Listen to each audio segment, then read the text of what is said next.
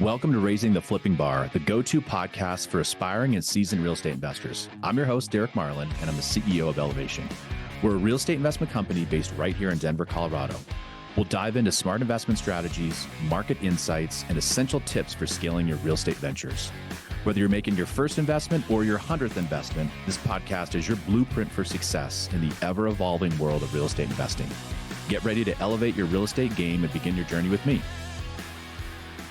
Hey everybody, welcome back to another episode of Raising the Flipping Bar. I'm your host, Derek Marlin, and I'm really excited. We have a fantastic guest here. We've got the number one independent lender, number one in Denver, a great content creator, and overall rock star, Gavin. Welcome to the podcast. Hey, thanks for letting me be here, and super excited to spend some time with you today. I know we've crossed paths quite a bit, and we're always running in a million different directions, but now we're here.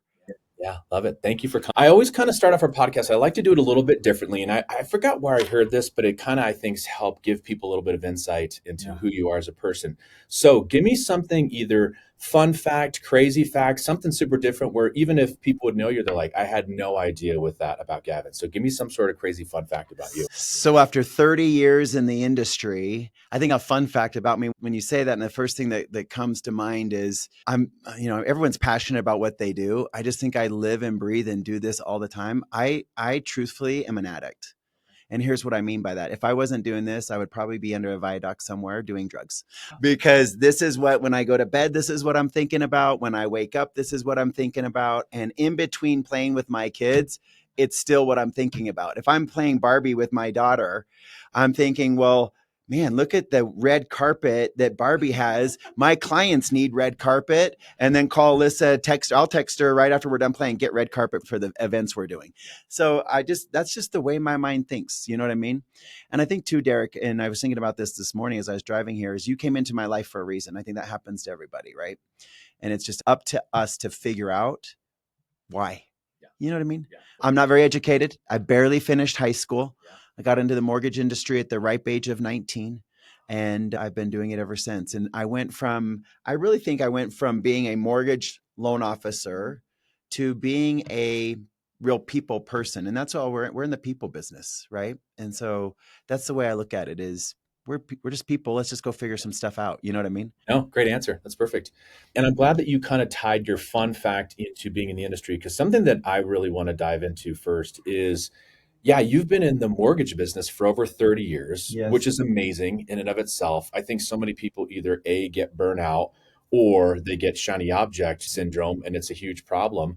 Maybe tell me a little bit about I know you talked about being the addict, which I think was like a crazy and hilarious parallel. Yeah. What's kept you sucked into this niche and this industry? Because you are an expert. And I think when sometimes people become an expert, they're like, well, I'm good at this, so I'm going to be full-time investor, full-time broker. Like, you have all these spheres that you're in. Like, what's kept you laser focused? My wife. I'll tell you. So if you go back to my history, I'll remember I worked for a small broker called Allen Mortgage back in Utah. That's where I'm from originally. And I'll never forget, there's some tough times in the mortgage industry and real estate. And right now is a really tough time too, right? And I'll never forget, I'm boxing up my shit. And my buddy, Scott Phippen, comes in. We're still friends today. And he comes by and he's like, what are you doing? I said, I'm done. I can't do this. This is just way too much. I probably had to tell somebody their loan was denied, right? Yeah, right. And so I'm like, this is just way too much. It's not worth the paycheck. I'm done. And so I'm boxing up, and he said one thing to me. He says, will you do me a favor? And I said, yeah. He says, will you call all your realtors and will you have them work with me? And I thought about it, and I'm like, wait a minute. All my realtors. I mean, I have a business here. I just need to focus on it. That one thing led me to unpack my shit and get to work. Right. And then when we talk about burnout, right? So in 2008, there was a burnout, right? The market was changing. I moved here in 2004. So in 2008, the market starts changing more. It's different, right? And I have all this years of experience. And so how I dealt with burnout then is I had this brilliant idea. I was going to open a cupcake shop. It was going to be called Cutie Cakes, and I was going to have girls rollerblading. I know you can't do this today. Remember, this is 2008. And yes, I thought, well, what a great idea. They can rollerblade downtown with cupcakes, and they can be maybe a little cute or whatever and selling cupcakes. I brought the idea to my wife. I said, listen, you can bake the cakes. I'll hire the talent. I'll get them downtown. And she goes, do you think I'm a baker? Do you think I know how to do this shit? Like, get to work. And then I came back probably 2 weeks later and I said, I got this great idea. I got this great idea. How about a t-shirt company, a cool t-shirt company? And she literally sat me down and she's like, listen, what you do is sell mortgages, right? And so go just sell mortgages. People like you. You have an it factor. Go play the it factor. And so when I got to about 2015, I went from the person of, hey, I'm gonna be just the loan officer to, hey, let's shift and start chasing people. You know what I mean? And so that keeps me from burning out. I haven't worked in 10 years. And to be honest, I haven't taken a loan application in over 10 years. And I just won the, let's see, CLMA, which is Colorado Lenders Mortgage Association, top mortgage originator for Denver, for Colorado. So great. But I'm like, I hope they don't know that I haven't taken a loan application. But what I've done is I've developed a business and a team. And the team allows me to go do what I'm really good at. And here's what I'm good at. I'm good at talking to people. I'm good at speaking publicly.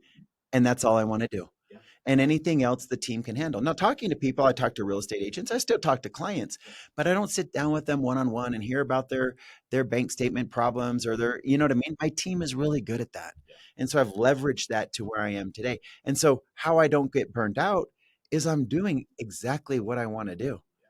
So I had my team do this the other day is we're going to be going into 25 real soon. I want to know what they like about their job and what they don't like. And everything that they don't like, it just creates another position for either tech or a person. And so we start taking that off their plate now. Because if I'm doing everything that I like to do, why shouldn't they? Because guess what? Just because I don't get burned out doesn't mean they won't. You know what I mean? And I consider myself an entrepreneur. I come to Alyssa with this idea, this idea, this idea. I got to keep the main thing, and just stay focused there. So I catch myself a lot, probably not as often as they would like, but I still catch myself a lot. I'm a visionary. Here's the other thing I want to talk about is because you have this longevity, I think the other tough thing is that, especially in the investment game, in the agent game, people get some success, but maybe they don't get the success they want, and then they immediately change. So you've seen some major shifts. So whether it's actually being through the tech bubble of the early 2000s, the Great Recession/Depression, and then the crazy shit we just went through in 2022 and kind of what we're doing. Tell me a little bit about how your business has evolved through those, because I think, again, with you being laser focused, you getting those Malcolm Gladwell 10,000 hours, I think people need to key in on that no matter what part of the spectrum that they're listing on. Yeah. So shame on me, because I could have just had a completely different team handling that business. But I'm focused on my real estate agent relationships and building their business. Not I can build, if I build their business, it builds mine. That's the way I look at it, right? So, and I have no secrets. If another lender asks me, hey, can I get this from you? I'll give it to you. Here's the difference is it's maybe unique to me, but it's not unique to anyone else. Other people can do it, and they're not going to sell it the same way I do. They're not going to say it the same way I do. So just give it away. I come from a place of abundance. Like and there's no secrets in this industry because someone else is doing what you're already doing. And here's my trick. I literally take a little of you, a little of you, a little of you, and I make this. And that's how I got to this. Like, I'm the youngest of 6. Okay. Growing up, I just lost my dad. Let's see, August 8th. I just lost my father. Right. And so when I was talking to my brother, he said, Dad was so proud of you. And I said, I wouldn't have been where I was at today if I didn't have all of you to look up to. And what I did is as they were growing older, I said, okay, I like this about my brother. I like this about my sister. I like this about my brother. And that formed me to a point. And then I started chasing the Tony Robbins, the Ed Miletts, you know what I mean? The Wayne Dyers, all of these bigger people, the Jim Rohns, because I'm like, well, why not me? You know what I mean? And so it's just evolving. And so I'm still running this race, but I keep the main thing, because then I can add value to my realtors in a different way. It's not about the mortgage. It's about the relationship for me. I learned when you go back, I learned also probably about 2015, quit trading time for money. And if I can teach anyone that today, it's like quit trading time for money and quickly take action, right? Just go for it. You may fail. The reason that I'm successful, whatever you use as a definition of success, The reason I'm successful, and my definition of success, is the number of people that you've impacted in your life. And it starts at home. Yeah, that's awesome. If you weren't here or you're not in the room, what do your kids say about you? Right. One of the best things that happened to me the other day, I was having dinner with my two boys and we were just chatting it up. And this complete stranger stops by and he says, I got to tell you something. You're a phenomenal father. He said, I've been watching you from afar. You're engaging in your kids. They get on their phones. You give them a little grief, but the way that they look at you and the way that they are leaning in when you're talking and the way that they're smiling with what you're saying, they love you. That's cool. And I'm like, thank you. Right. For a complete stranger to say that. And I look at my boys and they're like, they blush. They're 16 and 14. They don't, and listen, I tell them I love them every time, even in front of their buddies. And if they don't say they love me back in front of their buddies, I'm like, really, you're embarrassed to love your father. Yeah. We have a good relationship, but it starts at home. Right. And then if home is good, everything else is easy. Everything else is easy. Yeah. And give the audience, because to me, and I'm going to set the stage a little bit for part of what we talk about on this show is entrepreneurship, personal development. You mentioned some great people in the personal development space. Give our audience a little bit of a rundown of your kiddo's age, because I'm going to lead you down a path and I'm going to get our audience to where I want them to really key in on this. But give us the range, because you got a range of some awesome kiddos. I am the youngest of 6. And if I would have told my wife when I married her that I would like to have a big family, she probably would not have married me. Yeah. So she brought one to the wedding or to the marriage, and I brought one to the marriage. Ethan was 3 at the time. Cicely was 1. That's a whole nother Jerry Springer story. Yeah. But now Ethan is 25. Cicely is now 21, and Beckett is 16. London is 14. Sebastian is 12. Mila is 5. And I'll tell you what, if Mila was the first child, we wouldn't have had any more. Yeah, that's true. I think God does that for certain reasons. Like you need, I don't want to say easy, but you need graceful kids when it's kids number 3, 4, 5, 6, whatever else. Right. It doesn't work. And many of you know she's battling leukemia. She's going to be fine. But at 5 years old, she's resilient. She's tough. And God picked the right person to go on this cancer journey because she's stronger than any of them. No, that's really well said. And I think the beautiful thing about that is, so I only have 3 and that makes me just admire what you're doing, because I think that's the tough thing is that some people in the last 18 months are like, well, the industry is hard, or rates suck, or, my clients aren't buying house hacks anymore, or whatever else. Like we could all always have these excuses, and would we all like to be doing better? Of course. But you're right. If you get your shit together at home, and if you're able to help run a family, I'm sure your wife is, doing amazing things as well of keeping the family going. But like to run a family of 6, to run a business, like that's a lot. You're a person that could have excuses, but you've been able to kind of create this life and this, I don't like to hear the word work-life balance. To me, it's harmony. Like at what point are things in harmony, but you've been able to do a great job. And I want people to hear that. I don't believe in the work-life balance because I'm out of balance. Balanced people very rarely change the world. You think Elon Musk is well, I can't, it's 5 o'clock. I got to shut it down.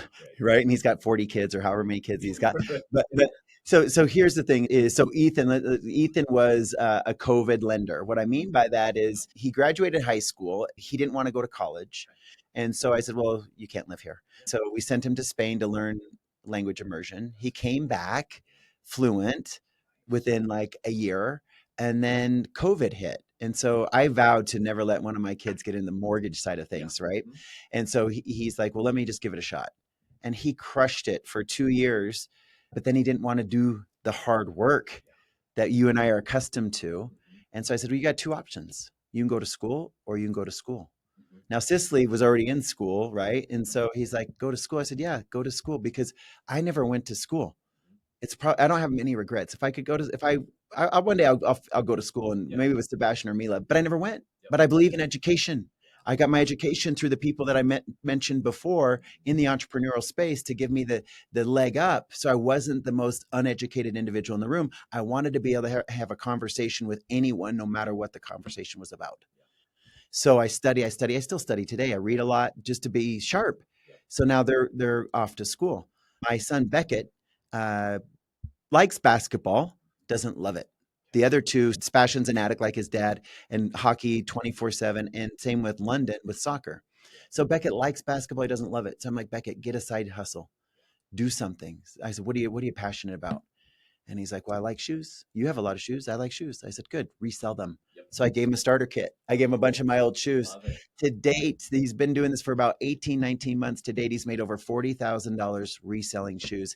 He has a little shoe flipping business. Love it. So the flipping game, whether you're in shoes, whether you're reselling stuff on Facebook Marketplace.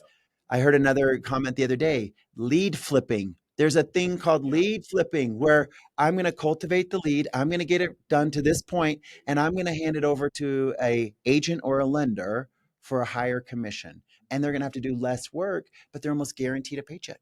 Lead flipping. Yeah, it's crazy. It's crazy. No, and I love that. And I love how we're kind of bounced around on this one. But to me, education is really important as well. And we're personally at an interesting inflection point, I think, in our society and our country. And to give you some quick backstory on me. So I was classically educated in that I come from a Wall Street family of people that are like, you're going to go to college, whether you like it or not, you better work in finance. And I just said, you know what, screw it. I want to do my own thing. So I was in college, completely across the country. And my two very, very specific criteria were, can I get a business degree and can I ski? And so I ended up at Montana State University in Bozeman, which everybody's like, I was living in Texas at the time for high school and people are going to these elite colleges. And I was like, I don't give a shit. I just want to go someplace where I can have a fun experience. I can develop personal skills. I've always had a knack for sales, no matter what it was. And I knew I wanted to do some sort of business. And then things completely changed and I went into professional sports, but I thought, I have to have an MBA. So I got an MBA. I paid for it myself. It took me 10 years to pay it off. Side story of the reason I took so long is because I had 2% money. So to me, it was actually free. I'm like, let's just stretch this thing out as long as possible. But now fast forward to where my kiddos are, we're about to send our first off to college. And it's interesting because he's a super creative kid. It's really cool. He wants to be a therapist. It's interesting you bring up the point of like, do they want to follow in your footsteps? He took a real estate course in high school, an entrepreneurship course. All he needed to do was just pass the damn test. And we're like, just do it as a side hustle. And he's like, I don't want to do it. So I'm like, okay, it is what it is. But I think school is so interesting now where we've got, and you probably in your sphere, I want to hear about this. I feel like sometimes it's almost a badge of honor for the parents to say, I'm sending my kid to Notre Dame or I'm sending my kid to Stanford or whatever. And I hate to break the news to them, but the kid at Stanford and the kid at Notre Dame or the kid at Northwestern, they all have MBAs. Yes. So like, and I even have read stuff recently where people are having to unlearn their MBA. So it's like, there's just so many different paths. And I love that your kids are doing different paths because to me, it's so important. And you got to value that ROI compared to your ROI of getting 6-year head start in the mortgage industry on somebody who comes out and has a finance degree and doesn't know shit about mortgages. You already lapped that person. So I don't know. I'm just curious to hear your thoughts on both sides. It's tough. I want them to be entrepreneur, but I also want them to have the experience because the relationships that they can make, the friendships that they're going to build, and the situations that they're going to be put in to making sure that they're going to do the right thing when mom and dad aren't even watching. Right. And so that puts them in those positions quite frequently. I've got one at High Point University, which is a great school out of North Carolina. And I've got another one in Tennessee at Belmont University. And I don't care where the others go. I just want them to go. And I want them to go and to learn, but I also want them to go for the experience. And I'm not expecting them to come out with 4.0. If they do, great, right? But I want them to just go and be in the moment because a lot of those life lessons will carry. Now, do I think they're going to be a doctor or a lawyer or attorney? If they choose to, great. But if they come out and they say, hey, I'm going to be a therapist, I'll take it. But here's what I tell your son. You want to know where most therapy is done? Mortgage and real estate. Yeah, well said. I joked with them. I said, we might be the first company to have an in-house therapist that can help our people because we're dealing with some shit and people are dealing with life. And we've got hoarders and we've got 7 decision makers trying to sell a house or you've got loan rejections. You're right. That's it. We maybe just figured this out. In-house therapy. Done. So I got my kid. Here's the other thing that you have too. So that's the easy part. The denials, the delays, but it's the home life, the divorce. They're not present. They're chasing something else they shouldn't be. You know what I mean? And the addiction, right? I tease like, yeah, I do have an addiction problem. I've never been labeled as an addict, but I know what I'm capable of doing if left alone. Right. And so my wife knows that. And I talk about it. Why do I talk about it? Because it's part of therapy to discuss your weaknesses, right? And I think too, it's a level of vulnerability. Well, look at him. He's in a suit. He must have his shit together. No, I don't. Right. Right. Yeah, I've made a lot of bad mistakes, and guess what? I'm going to make a lot more, but my better days are ahead of me. They're not behind me. And I believe in that. I tease, I say, I don't have a rear view mirror in my car. So I take it out because I have a windshield, because the windshield is my vision, and that's bigger than the rear view mirror. So my future is bigger than my past. And I have a great past. But I never talk. Let's talk about the future. So we're going to take a quick break and tell you about the next Elevation Academy. If you're looking to dive deep into real estate investing, this is definitely the event for you. Our academy features over a 100-step process to help you navigate every single thing from market analysis all the way down to every aspect of project management. So this is tailored for both beginners and seasoned investors. And our one-day intensive training will equip you with the strategies and insights needed to elevate your real estate investing game. Spots are definitely limited, so click on the link below in the show notes to sign up and transform your approach to real estate investment. Okay, let's get back to the episode. It's been really fun because we've really set the stage for what you've done personally, what you've done professionally. I love the personal development, and we'll kind of bookend that here at the end of this segment. But I want to talk a little bit more nitty gritty about the mortgage business, about the parallels that we've got in real estate investing and with our real estate agent partners. I did see an interesting article, and I want to get your take on this. I want to talk a little bit about the market because you've got such great experience and like fine-tune acumen with that. There was an article on CNBC that talked about where England, I should say, has their rates. Everybody's always going to talk about, where rates going to go or whatever else. But I thought it was interesting where they are lending at lower than what their essentially Fed funds rate is. Do you think that would like break the market here? Or like, where do you think we're at from a rate perspective and things just being on the way to normal? I want to get your take on kind of where you feel like we are right now. And then we're going to talk about some flipping stuff. So if you look at two things, if you go back to the late 80s, mid to late 80s, right? Interest rates were double digits. And anybody who bought in that era is still alive today in most cases. They talk about, well, if you had an interest rate in single digits, you're fine, right? It's still cheap money, not inexpensive. It's cheap, right? But then we got spoiled. We got spoiled by these 2 and 3. Now we have a problem. Here's the problem. 80% of Americans have a rate below 4.5%.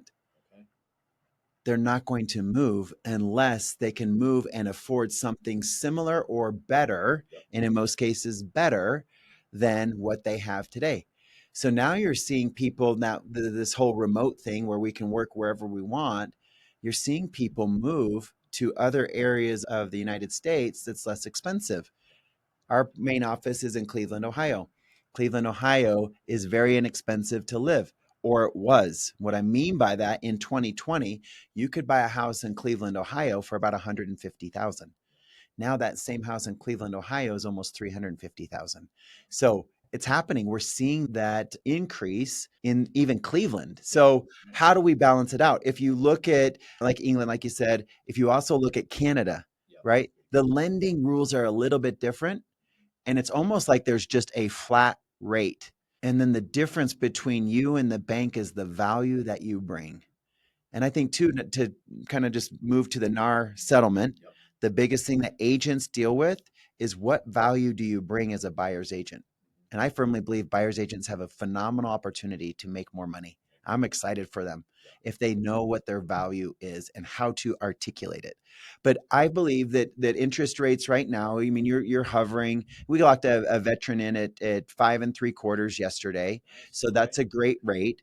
I think that for us to have the movement that we need and for our kids to be able to buy, we got to see something in the 4s consistently for a longer period of time. 2 and 3 is really low.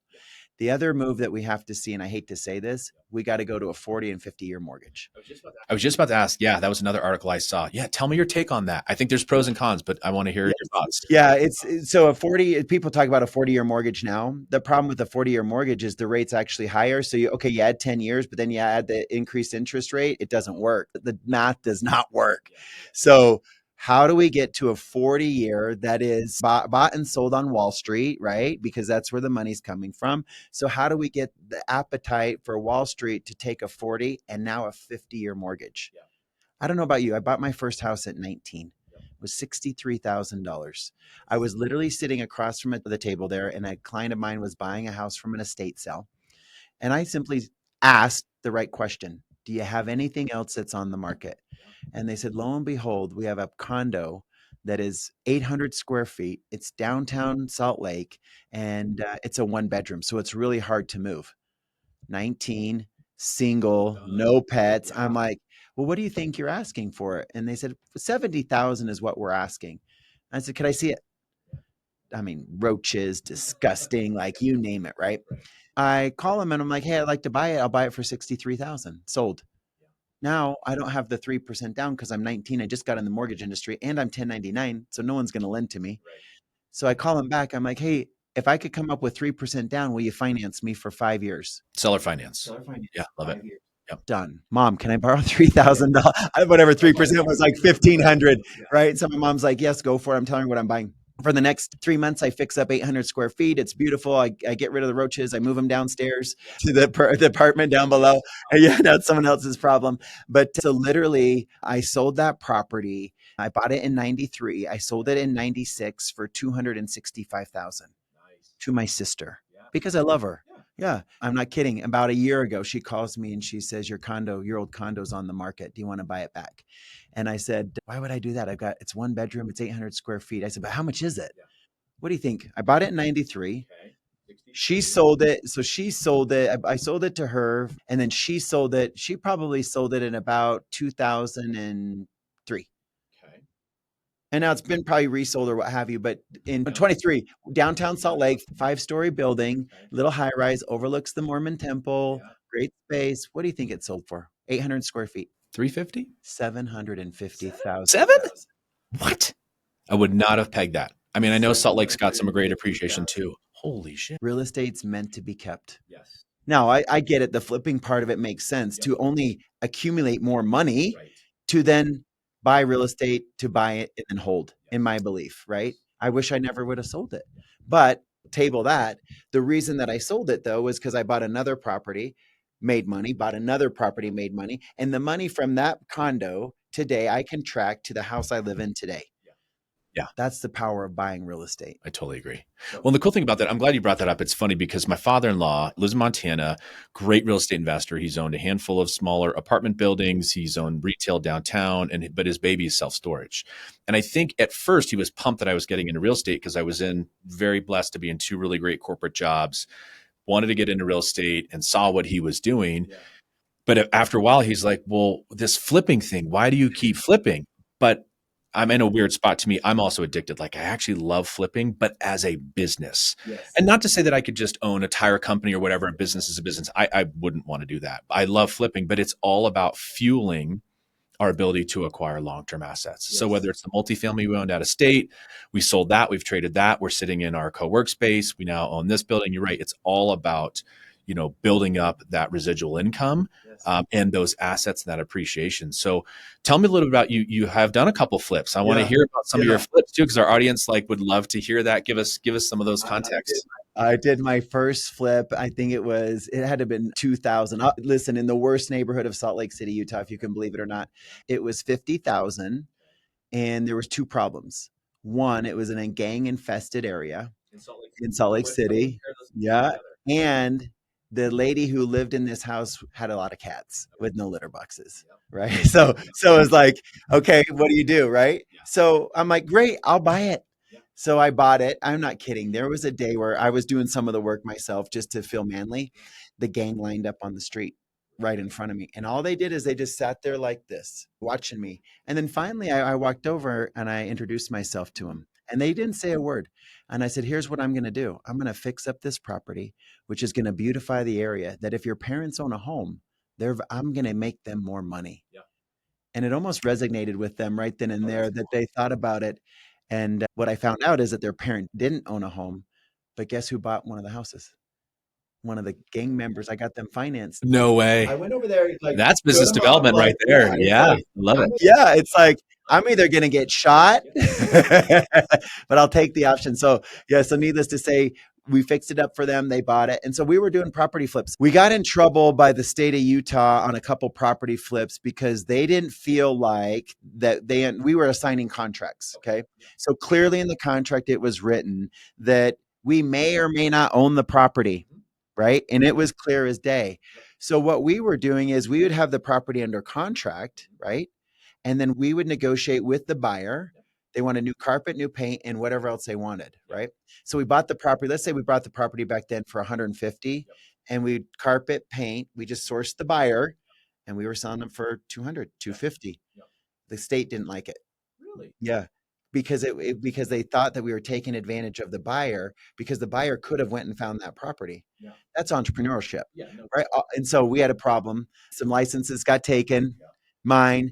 And there was some other stuff involved with it, but yeah, and then I got it back, but it was a big deal. Hey, everybody, this has been such a great episode with Gavin Ekstrom that we're actually going to turn this into 2 different episodes. So tune in, come back here shortly. We want to get you back with part 2, but we're going to just pause right now with part 1, cut this into 2 episodes. I really think you're going to get tons of information. When you come back, we're actually going to learn about Gavin losing his license. So that's definitely a cliffhanger. You're not going to want to miss that one. So come back, see us soon, and we'll catch you guys on the flip side. Thanks for tuning in to this week's episode of Raising the Flipping Bar. If you found value in our insights and stories, let's keep the conversation going. Connect with me on social media and be sure to share this episode with friends or colleagues who might benefit. Your feedback and reviews help us grow and reach more listeners like you. So please, if you enjoyed this episode, leave us a review. Thanks again to the Elevation Academy for sponsoring today's show. If you're interested in learning more, click the link in the show notes below. And remember, every property tells a story, every deal brings a lesson. Keep reaching for those goals, and we'll catch you on the flip side. Hey, everybody. Thank you so much for listening and watching Raising the Flipping Bar. Just a basic overall disclaimer is that A, this is not legal advice. B, this is not tax advice. C, this is not financial advice. I hope you get the gist, but I'm obviously not a lawyer, not a CPA. Hell, I'm not even a real estate agent, actually. But in general, we hope you get a ton of value out of this, but there is a bit of a disclaimer. Please consult a professional if you have any questions whatsoever. Thanks for tuning in.